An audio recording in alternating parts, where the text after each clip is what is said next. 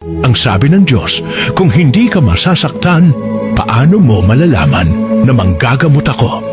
Kung hindi ka malungkot, paano mo malalaman na kaibigan mo ako? Kung hindi ka nawalan, paano mo malalaman na handa akong magpuno sa lahat?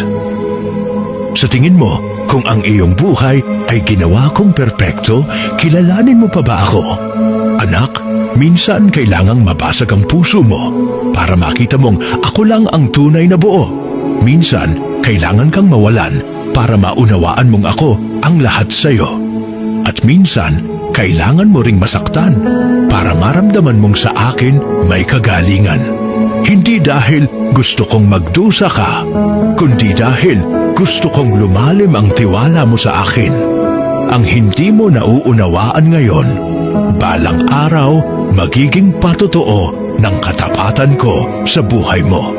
Ang mga pagtitiis sa kasalukuyan ay hindi maihahambing sa kaluwalhatiang ihahayag sa atin.